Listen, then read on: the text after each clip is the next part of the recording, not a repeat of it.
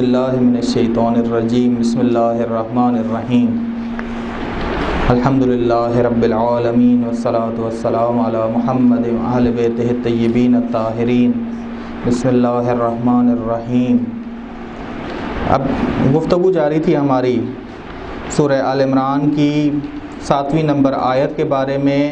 وہ 7ویں نمبر آیت جو محکمات اور متشابہات کے بارے میں گفتگو کر رہی ہے۔ هو الذی انزل علیک الکتاب منہ آیات محکمات ہن ام الکتاب واخر متشابہات فاما الذین فی قلوبہم زیغ فیتبعون ما تشابہ منہ ابتغاء الفتنۃ وابتغاء تأویلہ وما يعلم تأويله إلا الله والراسخون في العلم يقولون آمنا به كل من عند ربنا وما يذكر إلا أولو الألباب۔ صلوات پڑھیں محمد اور آل محمد، صلی علی محمد آل محمد وعجل فرجہ۔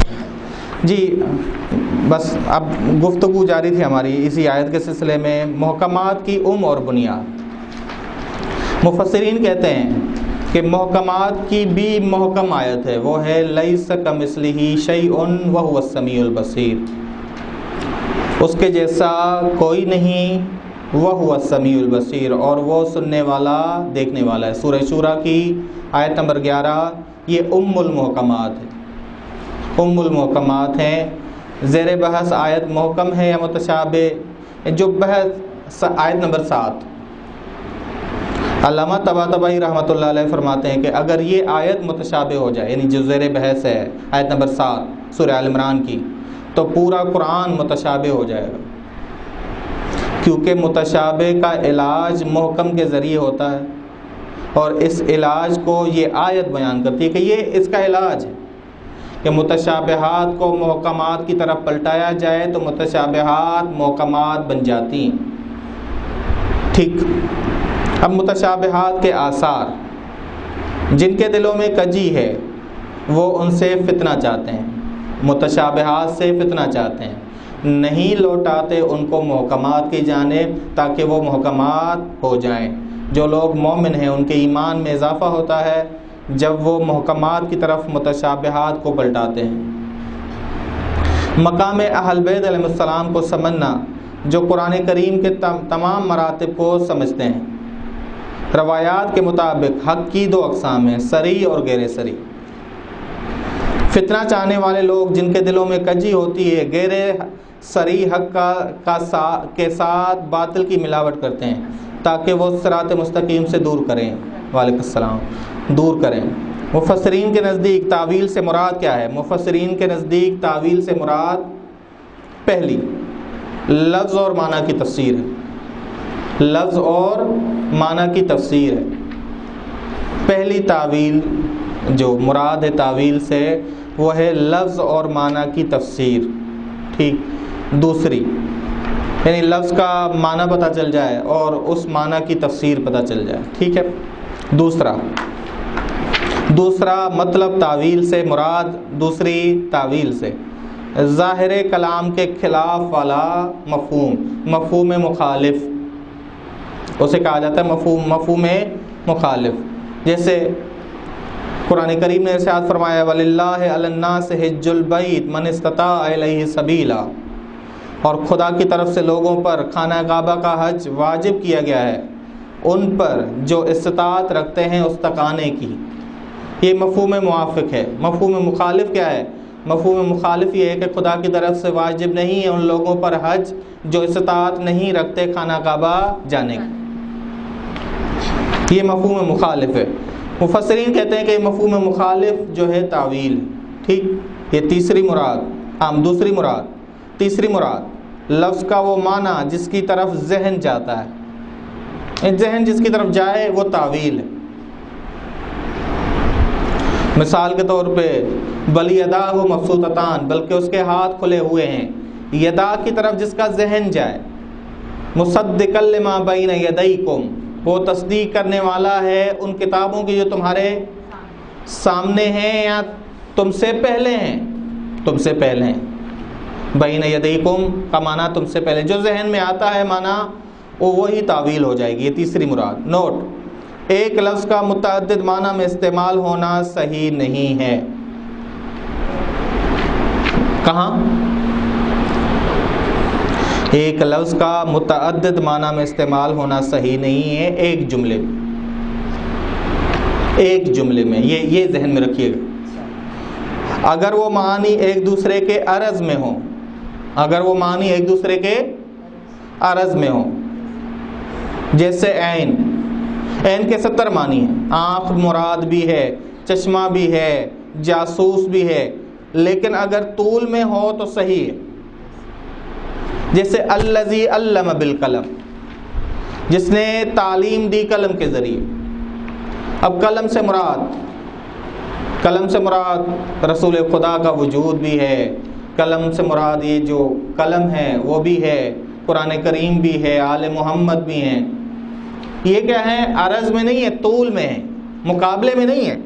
جس طرح عین کے معنی چشمہ ہے، آنکھ ہے، جاسوس ہے، وہ یہ عرض میں معنی ہے، مقابلے میں معنی ہے. ایک معنی لے سکتے ہیں جملے میں، دوسرا معنی نہیں لے سکتے.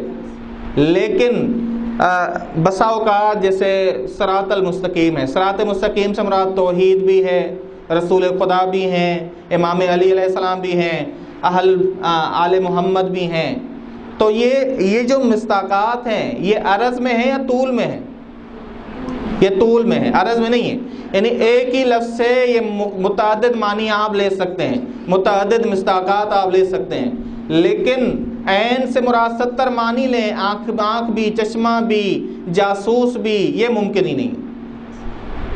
ٹھیک؟ نوٹ اسی کو سمجھانا ہے کہ یہ نوٹ. لیکن اگر طول میں ہو تو صحیح ہے، جیسے لازم اور ملزوم جو طول میں ہوتے ہیں. پانی کا لازمت ہے گھیلا پن. ٹھیک. چوتھی، تعویل سے مراد مصداق خارجی جس کا معنی پتہ چلتا ہے. مصداق خارجی جس کا معنی پتہ.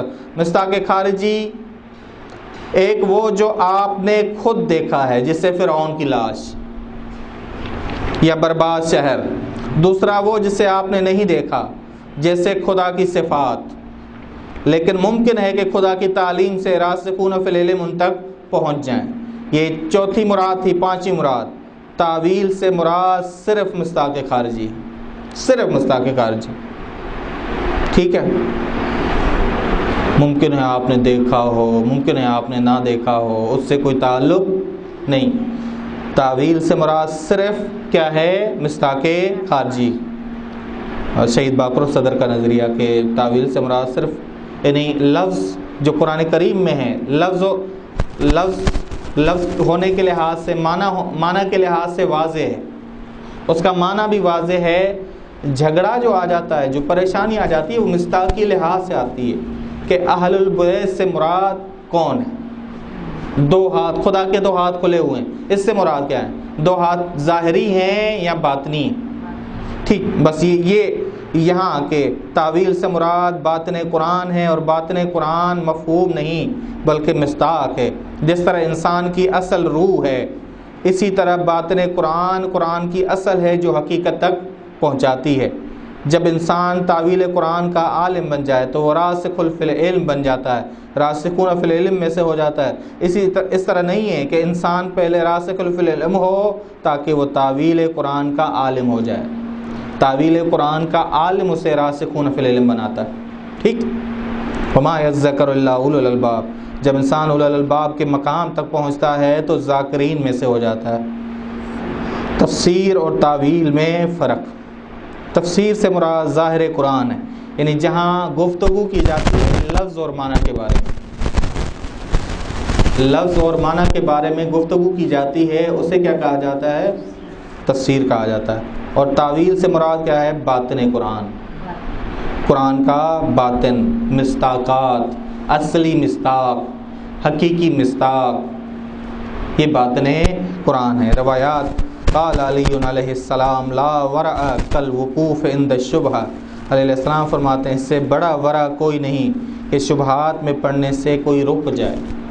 ہم نے کہا تھا کہ ورع تقویٰ سے بالا ترین مرحلہ ہے تقویٰ یہ ہے کہ انسان محرمات سے رک جائے، حرام سے رک جائے، اور ورع یہ ہے کہ شبہات سے انسان رک جائے، شبہے سے رک جائے انسان۔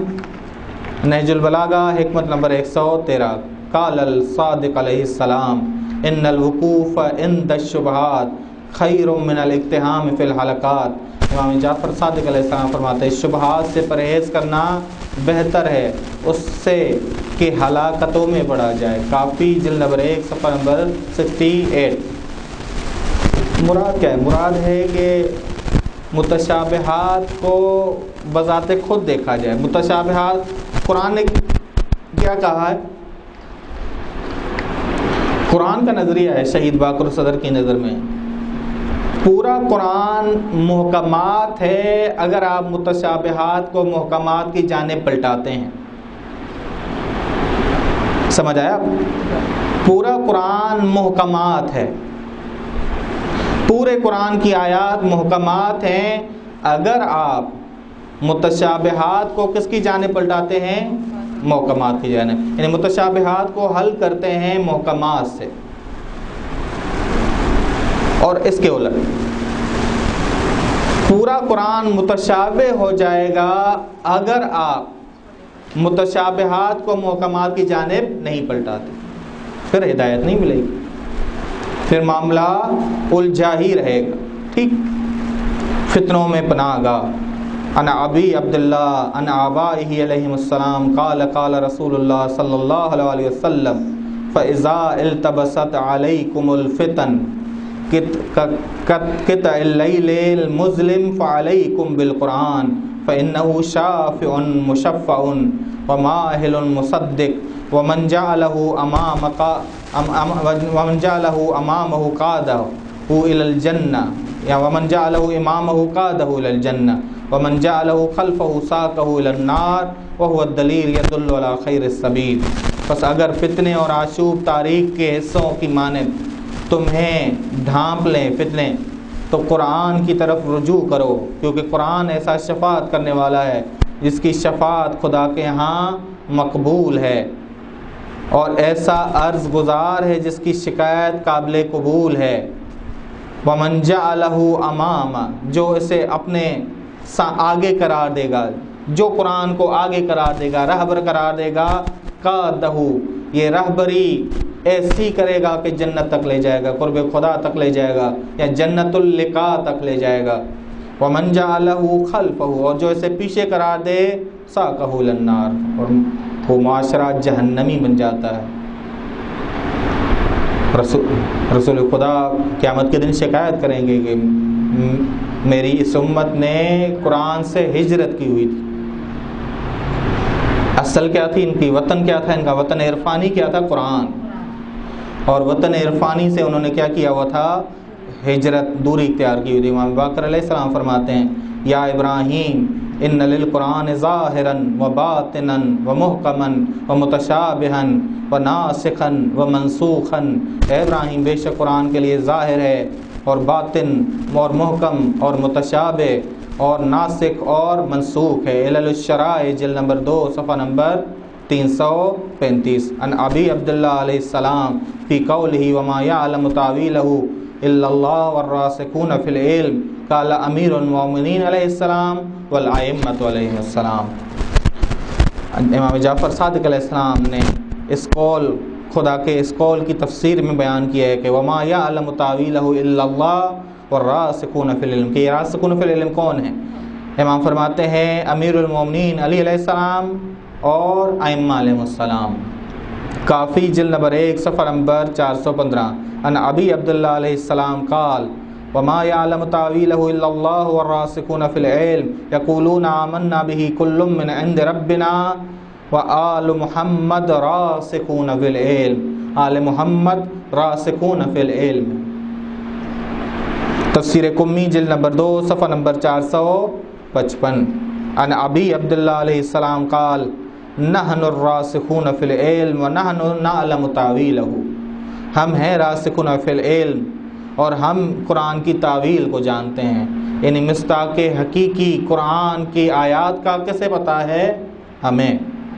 کافی جلد نمبر 1 صفحہ نمبر 213. امام جعفر صادق علیہ السلام فرماتے ہیں ہم راسخون فی العلم ہیں اور قرآن کی تعویل کے عالم ہیں. فرسول اللہ افضل الراسخین فی العلم قد علمہ جمیع ما انزل علیہ من التنزیل والتعویل. کمال ہے. آپ گفتگو دیکھیں، انداز دیکھیں ائمہ علیہ السلام کا. ائمہ علیہ السلام نے مکمل بات کی ہے. اگر آپ فضیلت مکمل طور پہ راسخون فی العلم کی پوری بیان نہیں کریں گے تو سامنے والوں کے ذہن میں تشویش آ جائے گی، بہت سارے مطالب ان کے ذہنوں سے اوجھل ہو جائیں گے، پردے لگ جائیں گے. بات پوری مکمل نہیں سمجھ، کس کو افضل قرار دیں، کس کو آگے قرار دیں. یہاں آ کے ائمہ نے، آپ راسخون فی العلم کی ابھی روایات دیکھی ہیں، ان میں دیکھیں کہ کہیں سب کے بارے میں کہا ہے، کہیں امیر المومنین علیہ السلام اور ائمہ کے بارے میں کہا ہے، اور اس جگہ پہ رسول خدا کے بارے میں کہا ہے. تو فرسول اللہ افضل الراسخین، تاکہ کوئی شبہ باقی نہ رہے. فرسول اللہ افضل الراسخین فی العلم، رسول خدا افضل ہیں راسخین فی العلم میں. قد علمہ جمیع ما انزل الیہ من التنزیل والتعویل، خدا نے اسے تعلیم دی ہر وہ جو نازل ہوا ہے، تنزیل میں سے بھی، تعویل میں سے. تنزیل بھی، تنزیل سے مراد کیا ہے؟ تفسیر. ابھی جو ہم پڑھ کے آئے ہیں تفسیر، لفظ اور معنی کو کا علم، قرآن کے الفاظ اور معنی کا علم. اور تعویل کیا ہے؟ حقیقی مصداقات، ظاہر قرآن اور باطن قرآن جو ہم تعبیر استعمال کریں، یا تفسیر اور تعویل دونوں کہہ سکتے ہیں. بس تنزیل روایات میں ایک اور معنی میں استعمال ہوتا ہے، وہ ہے تفسیر. ٹھیک ہے. وَمَا كَانَ اللَّهُ لِيُنزِلَ عَلَيْهِ شَيْئًا لَمْ يُعَلِّمْ تَعْوِيلَهُ وَأَوْصِيَاءُ مِن بَعْدِهِ يُعَلِّمُونَهُ كُلَّ. ٹھیک. اس کے بعد مگر یہ کہ حضرت اس کی ایسی کوئی خدا نے آیت نازل نہیں کی کہ جس کی تفسیر اور تعویل کو رسول خدا نہ جانتے ہو، اور ان کے بعد ان کے جانشین بھی تمام قرآن کا علم رکھتے ہیں. یہ حدیث ایک کتاب کافی میں جلد نمبر 1 کتاب الحجت باب ہے راسخون فی العلم، راسخون فی العلم. ٹھیک. اب متشابہات آیات، قرآن کریم کی بعض آیات ہدایت کریں اور نور ہوں، اور بعض آیات گمراہ کریں اور تاریکی کی طرف لے جائیں، یہ ممکن ہے نہیں. اہل سنت کا نظریہ ہے کہ متشابہات آیات گمراہ کرنے والی ہیں، ان کی طرف رجوع نہ کیا جائے. جب قرآن کریم ہدایت کرنے والا ہے، قرآن کریم کی آیات ہدایت کر رہی ہیں، نور ہیں، بعض آیات گمراہ کریں، بعض آیات تاریکی کی طرف لے جائیں، بعض آیات نور کی طرف لے جائیں، یہ ممکن ہے نہیں ہے ممکن. بس متشابہات آیات لفظ اور معنی کے اعتبار سے واضح ہیں، جیسے بل یداہ مبسوطتان، سورہ مائدہ آیت نمبر 64، اس کے ہاتھ کھلے ہوئے ہیں. اس آیت کے الفاظ اور ترجمہ واضح ہے، لیکن یدان کا مصداق غیر واضح کہ اس کا ہاتھ، یہ نہیں کیا، اس کا دست قدرت، اس کا دست رحمت، اس کے دست رحمت کھلے ہوئے ہیں، اس کے دست قدرت کیا ہیں؟ کھلو. یدان کے 2 مصداق ہیں، پہلا 2 ہاتھ، دوسرا قدرت خدا، رحمت خدا. جیسے آیت الکرسی میں جملہ وسع کرسی السماوات والارض، مادی مصداق، مادی مصداق کیا ہے؟ ظاہری مصداق کیا ہے؟ مادی تخت. معنوی مصداق ہے علم خدا، وسع علمہ السماوات والارض، خدا کا علم وسیع ہے آسمان اور زمین. بس کرسی کا مصداق مادی ہے یا غیر مادی اس لحاظ سے واضح نہیں، اس لحاظ سے بس قرآن کریم ہر چیز کو واضح کرنے والا ہے. بس کیسے ممکن ہے کہ جو چیز خود واضح نہ ہو دوسروں کو روشن اور ہدایت کرے اور واضح کرے؟ ممکن ہی نہیں ہے. جبکہ قرآن خود بھی روشن ہے، دوسروں کو بھی روشن. انزلنا الیکم نورا مبینا، سورہ نساء آیت نمبر 170، ہم نے تمہاری طرف روشن نور کو نازل کیا. نور کے ساتھ مبین کی بھی. یہ کون سی قید ہے؟ قید تاکید. مگر نور روشن ہی ہوتا ہے تاکہ دوبارہ کی گئی ہے کہ کسی کے ذہن میں یہ نہ رہے کہ قرآن کی ایک آیت بھی کوئی گمراہ کرتی ہو، سمجھ نہ آتی ہو، پریشان کرتی ہو، نہیں، ساری قرآن کی آیات روشن ہیں، واضح کرنے والی ہیں۔ ہاں، آنا کون چاہیے قرآن کو پڑھنے کے لیے؟ سالم ذہن، پاکیزہ فطرت، صحیح معلم سے لینے والا۔ یہ جب تک نہیں آئے گا تب تک قرآن بھی اس سے پردہ اور حجاب کیے ہوئے ہوگا۔ جیسے منیر نیازی نے ایک جملہ کہا تھا کہ قرآن کی آیات میں اتنا حسن ہے، اتنا جمال ہے کہ اگر کوئی ایسا شخص جو نامحرم ہے اس کے سامنے آئے تو وہ پردہ کر لیتی، وہ حجاب کر لیتی۔ نامحرم بن کے انسان نہ آئے، محرم بن کے آئے، انسان جان کے آئے، متقی بن کے آئے، فطری طور پہ پاکیزہ ہو کے آئے، صحیح سالم ذہن لے کے آئے، صحیح معلم سے پڑھ کے آئے۔ دیکھیں قرآن ہدایت کرتا ہے، ہادی بنتا ہے، رہبر بنتا ہے۔ ٹھیک، وَنَزَّلْنَا عَلَيْكَ السلام وَنَزَّلْنَا عَلَيْكَ الْكِتَابَ تِبْيَانًا لِكُلِّ شَيْءٍ وَهُدًى وَرَحْمَةً وَبُشْرَىٰ لِلْمُسْلِمِينَ، سورہ نحل آیت نمبر 89۔ اور ہم نے نازل کیا تم پر کتاب کو جو ہر چیز کو واضح کرنے والی، ہر چیز کو واضح کرنے والی۔ بس قرآن کریم میں اختلاف مفہوم کے لحاظ سے ہے یا نہیں ہے؟ نہیں، مفہوم سے مراد ہے ماننا۔ لفظ اور مفہوم کے لحاظ سے قرآن میں کوئی اختلاف نہیں، بلکہ مصداق کے لحاظ سے محکم آیات متشابہ آیات کے مصداق کو روشن کرتی ہیں، اور متشابہات آیات کو جب محکمات کی جانب پلٹایا جائے گا تو وہ بھی محکمات بن جائیں گی۔ تبھی محکمات کو ام الکتاب کہا جاتا ہے، مائیں ہیں یہ متشابہات کی۔ متشابہات کو محکمات کی جانب پلٹانے کا ایک نمونہ دیکھ لیں آپ۔ متشابہ آیت، وجوہ یومئذ ناظرہ، اس دن کئی چہرے شاداب ہوں گے، الی ربہا ناظرہ، اپنے رب کی طرف دیکھ رہے ہوں گے۔ سورہ قیامت آیت نمبر 22 اور 23۔ دیکھنے کے دو مصداق ہیں، پہلا آنکھوں سے دیکھنا، دوسرا قلبی طور پہ دیکھنا۔ محکم آیت دیکھیے گا، سورہ انعام کی آیت نمبر 103، لا تدرکہ الابصار، ظاہری طور پہ ظاہری آنکھوں سے خدا کو نہیں دیکھا جا سکتا، وَهُوَ يُدْرِكُ الْأَبْصَارَ وَهُوَ اللَّطِيفُ الْخَبِيرُ۔ ایک مصداق کو اس محکم آیت نے کاٹ دیا، مائنس کر دیا، نکال دیا، بچہ ایک مصداق، یعنی باطنی طور پہ خدا دیکھا جا سکتا۔ حل ہو گیا معاملہ۔ یہ متشابہ آیت جو پہلے ہم پڑھ چکے سورہ قیامت کی آیت نمبر 22 اور 23، یہ محکم بن گئی کہ یہ دیکھ رہے ہوں گے کس لحاظ سے؟ باطنی لحاظ۔ خدا سریع الحساب ہے، خدا کی قدرت، خدا کا سریع الحساب ہونا، خدا کا پل صراط، خدا کے فرشتے، خدا کی جنت، خدا کی طرف سے جہنم، یہ سارا کچھ کیا ہے؟ یہ قدرت خدا کی علامت۔ ٹھیک، بس یہ آیت محکم آیت ہے، سورہ انعام کی آیت نمبر 103 محکم آیت ہے جو علاج کرتی ہے کس کی؟ سورہ قیامت کی آیت نمبر 22 اور 23۔ ٹھیک، بس سورہ انعام کی آیت نمبر 103 جو محکم ہے اس کی جانب جب ہم نے پلٹایا سورہ قیامت کی آیت نمبر 23 کو جو متشابہ آیت ہے، تو یہ آیت محکم بن گئی ہے اور اس کا مصداق واضح ہو گیا ہے کہ خدا کو آنکھوں سے نہیں دیکھا جا سکتا، جبکہ خدا کو قلب سے دیکھا جا سکتا ہے۔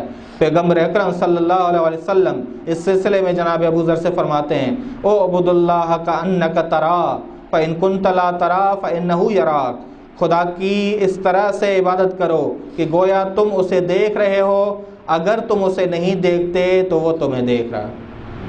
بہار الانوار جلد نمبر 77 صفحہ نمبر 76 باب نمبر 4 روایت نمبر 3۔ امام علی علیہ السلام سے کسی نے دریافت کیا، یا امیر المومنین حل رأیت ربک، اے امیر المومنین کیا آپ نے خداوند عالم کو، اپنے پروردگار کو دیکھا ہے؟ آپ نے فرمایا، اعبد اللہ ما لا ارا، کیا میں کسی ایسے کی عبادت کروں جسے میں نے نہ دیکھا ہو؟ پھر فرمایا، قال لا تدرک العیون فی مشاہدت الابصار ولکن رأت القلوب بحقائق الایمان، آنکھیں ہرگز اسے نہیں دیکھ سکتی، ہاں دل کی آنکھیں اسے ایمان کی طاقت سے دیکھ سکتی ہیں۔ نہج البلاغہ خطبہ نمبر 179۔ قرآن کریم نے اسے اندھا کہا ہے جو قلبی طور پہ خدا کا ادراک نہ کرے۔ فَإِنَّهَا لَا تَعْمَى الْأَبْصَارُ وَلَكِنْ تَعْمَى الْقُلُوبُ الَّتِي فِي الصُّدُورِ۔ سورہ حج آیت نمبر 46۔ پس بتحقیق بات یہ ہے کہ آنکھیں اندھی نہیں ہوتی بلکہ دل جو سینوں میں ہیں اندھے ہوتے ہیں، اندھے ہوتے ہیں۔